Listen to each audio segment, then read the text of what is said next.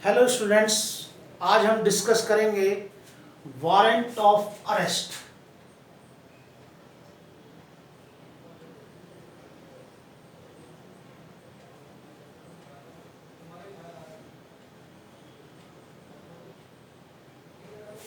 Warrant of arrest, इससे पहले जो समन था, ठीक है, उसको हमने डिस्कस कर लिया था।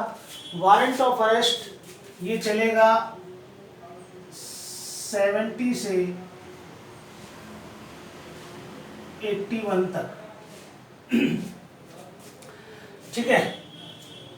अब इसका जो पहला सेक्शन 70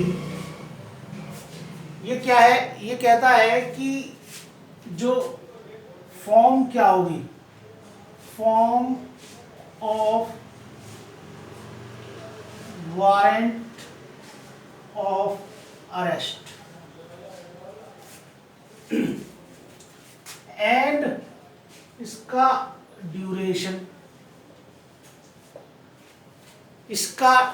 कितना रहेगा, अवधि कितनी रहेगी, कब तक एग्जीक्यूट रहेगा। तो सबसे पहले जो इसका फॉर्म है वो क्या है कि भाई वारंट जो है, वारंट होगा, वारंट कैसा होगा, वो राइटिंग में होगा, ठीक है, और इस पर सिग्नेचर होंगे किसके, प्रेसाइडिंग ऑफिसर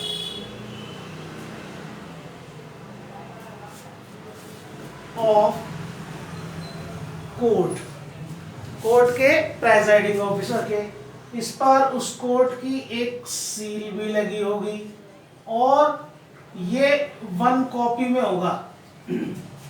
जैसे आपने सम्मन देखा था, सम्मन 2 कॉपीज में था, एक कॉपी हम उसको जिसके नाम सम्मन है उसको डिलीवर कर देते थे और दूसरी कॉपी पे क्या ले लेते, उसके बैक पर सिग्नेचर ले लेते थे कि सम्मन की तामील हो गई, सम्मन ड्यूली सर्व्ड हो गया, इसका मतलब ये था। तो इसमें क्या है, इसमें 2 कॉपी नहीं, इसमें 1 कॉपी रहेगी, ठीक है। वारंट ऑफ अरेस्ट उसी को दिखा करके कि भाई आपके नाम का वारंट है और व्यक्ति को जो है अरेस्ट कर लिया जाएगा। अब मेन बात, पहला पॉइंट तो ये हो गया। अब आती है बात कि इसका ड्यूरेशन कितना रहेगा, यानी कि वारंट ऑफ अरेस्ट कब तक एनफोर्स रहेगा, कब तक ये। तो इसमें पहला बताओ,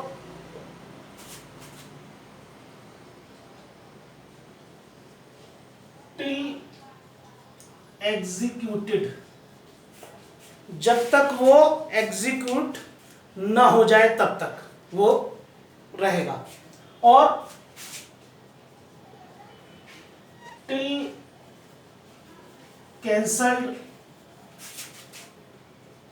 जब तक कि वो कैंसल ना कर दिया जाए। किसके द्वारा, जिस कोर्ट ने इसको इशू किया था उस कोर्ट के द्वारा, जिस कोर्ट ने इसको इशू किया था उस कोर्ट के द्वारा इसको कैंसल ना कर दिया जाए, तब तक ये जो है जीवित रहेगा। एक वारंट कब तक जीवित रहता है, जब तक उसका एग्जीक्यूशन ना हो जाए या फिर वो कैंसिल ना कर दिया जाए जिस कोर्ट ने उसको जारी किया था उसके द्वारा, ठीक है जी। अब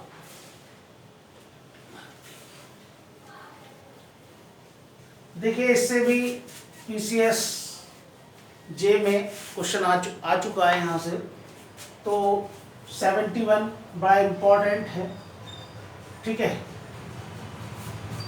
क्या है ये बेलेबल वारंट, इसमें क्या है, इसमें बेलेबल वारंट, ठीक है। तो बेलेबल वारंट कौन सा होता है, जिसमें सेक्शन 71 का एंडोर्समेंट होता है, ठीक है। जिसमें 71 का एंडोर्समेंट होता है वो कैसा होता है, बेलेबल वारंट होता है। इसमें एंडोर्समेंट क्या होता है कि एंडोर्समेंट एक पृष्ठांकन होता है जिसमें कोर्ट ये कहती है कि जो एग्जीक्यूशन कराने जा रहा है वारंट ऑफ अरेस्ट को एग्जीक्यूशन कराने जा रहा है, उस ऑफिसर से ये कहा जाता है कि अगर ये पर्सन क्या कर दे, सफिशिएंट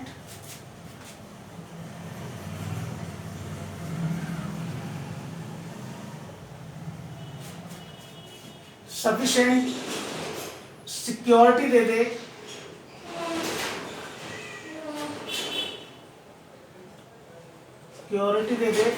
प्लस बॉन्ड एग्जीक्यूट कर दे।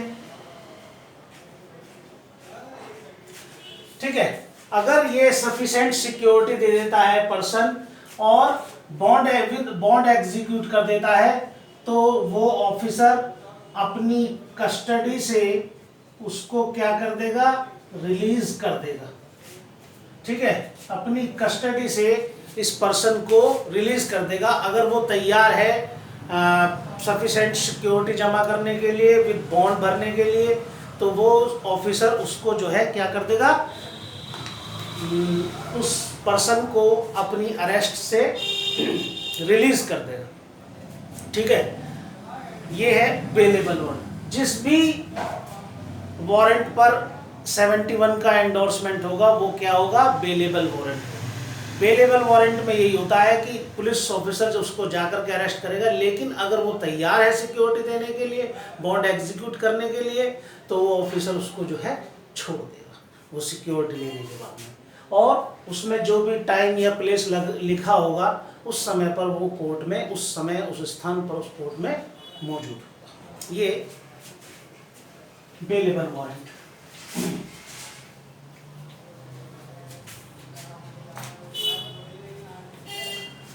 सेवेंटी टू, जो वारंट ऑफ अरेस्ट है, ठीक है, वारंट ऑफ अरेस्ट है, ये किसको डायरेक्टेड होगा, किसे डायरेक्टेड होगा, किसको डायरेक्टेड होगा? तो warrant of arrest general rule है पुलिस ऑफिसर को,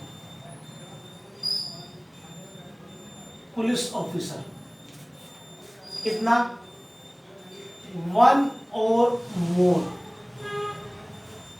ठीक है, एक पुलिस ऑफिसर को भी डायरेक्टेड हो सकता है और एक से ज्यादा पुलिस ऑफिसर को भी डायरेक्टेड हो सकता है। ठीक है, पुलिस ऑफिसर को इमीडिएट अरेस्ट जरूरी है और नो पुलिस ऑफिसर अवेलेबल, तो कोर्ट किसी पर्सन या पर्सन्स इनको भी क्या कर सकती है, डायरेक्टेड कर सकती है अरेस्ट करने के लिए। ठीक है, और जब ये पर्सन उस वारंट ऑफ अरेस्ट का क्या कर रहे हो, एग्जीक्यूशन कर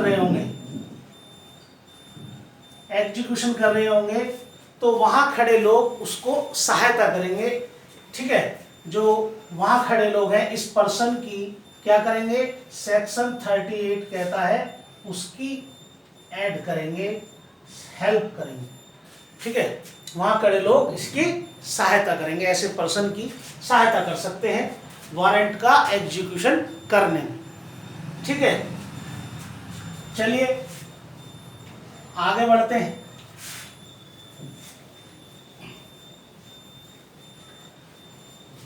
सेक्शन 73, इसमें जो पावर है वो किसके पास है, वो सीजेएम के पास है, और किसके पास है, first class first class magistrate के पास है,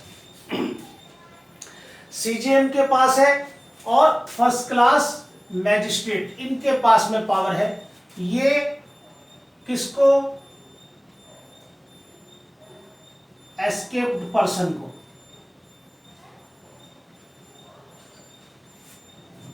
एस्केप्ड कन्विक्ट को।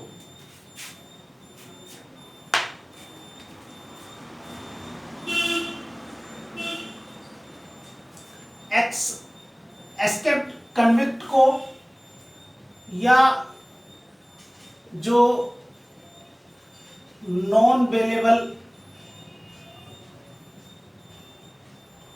ऑफेंस का एक्यूज्ड है इसको, या जो क्या है प्रोक्लेम्ड पर्सन है, और ये प्रोक्लेम्ड पर्सन क्या है? गिरफ्तारी से बचने के लिए अपनी उपस्थिति को छिपा रहा है, ऐसा व्यक्ति है। तो इनके संबंध में क्या कर सकती है वो? किसी पर्सन को इनको अरेस्ट करने के लिए, ठीक है, क्या कर सकती है? डायरेक्ट कर सकती है। और ये पर्सन, ये पहला क्लॉज, ठीक है, और ये जो पर्सन है ये क्या है? ये एक्नॉलेजमेंट देगा,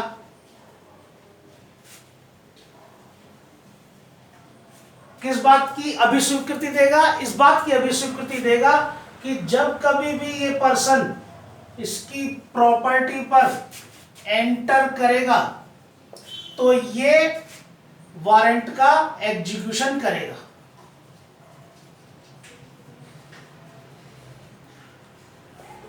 ठीक है, जब कभी भी ये पर्सन इसकी प्रॉपर्टी पर एंटर करेगा तो ये वारंट का एग्जीक्यूशन करेगा। ठीक है, तो पर्सन को इसमें क्या है? पावर है, किसके पास है? केवल सीजेएम और फर्स्ट क्लास मैजिस्ट्रेट के पास पावर है कि वो भागे हुए दोषित या नॉन बेलेबल ऑफेंस या प्रोक्लेम्ड घोषित अपराधी जो है इनके संबंध में किसी व्यक्ति को डायरेक्ट कर सकती है और ये अभिस्वीकृति ले सकती है कि जब भी ये प्रोक्लेम्ड पर्सन या नॉन बेलेबल ऑफेंस का ऑफेंडर या एस्केप्ड कन्विक्ट ये कभी भी जब इनकी प्रॉपर्टी पर एंटर करेंगे तो ये वारंट का एग्जीक्यूशन करेंगे। ठीक है,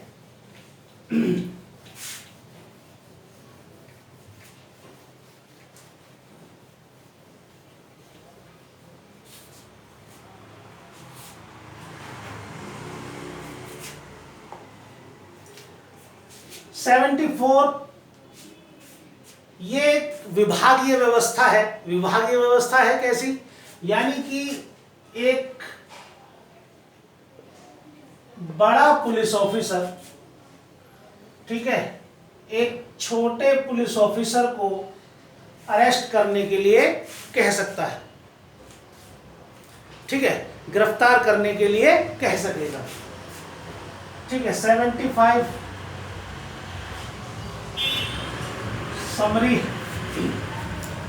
समरी यानी कि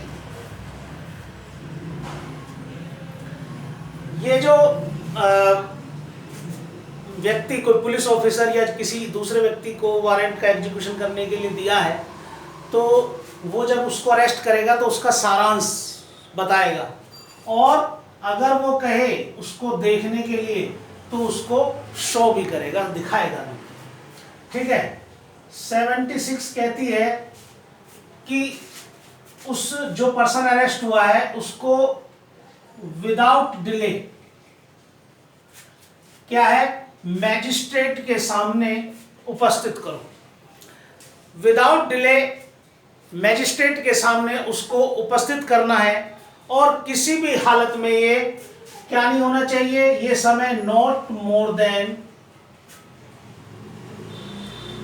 24 आवर्स, इससे ज़्यादा का समय नहीं होना चाहिए। और यहाँ पर मैं बता दूं कि जो यात्रा का समय है, जो ट्रेवलिंग टाइम है, इसको छोड़ करके, इसको छोड़ दो, यात्रा के समय को छोड़ करके ठीक है, उसको 24 घंटे के भीतर भीतर, 24 घंटे से ज़्यादा नहीं, नॉट मोर देन 24 आवर्स, ठीक है, 24 घंटे के भीतर भीतर उसको क्या करना है, मैजिस्ट्रेट के सामने जो है प्रेजेंट करना है, ठीक है।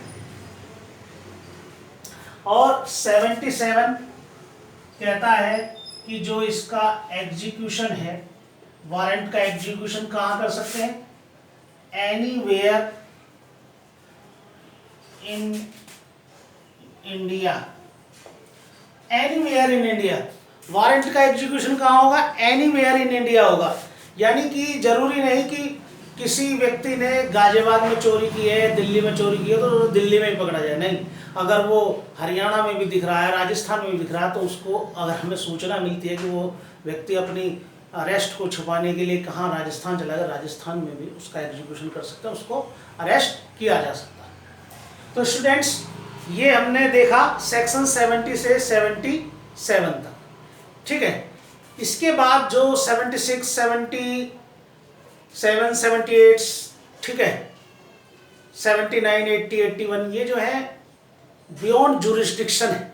ये क्या है, ये जब विद इन जुरिस्डिक्शन काम करना है तो 70 to 77, और बियॉन्ड जुरिस्डिक्शन जाना है तो 78, 77 तक हमने कर लिया, 78 से 81 तक बियॉन्ड जुरिस्डिक्शन में सेक्शन, तो उनको नेक्स्ट वीडियो में डिस्कस करेंगे। Thank you students.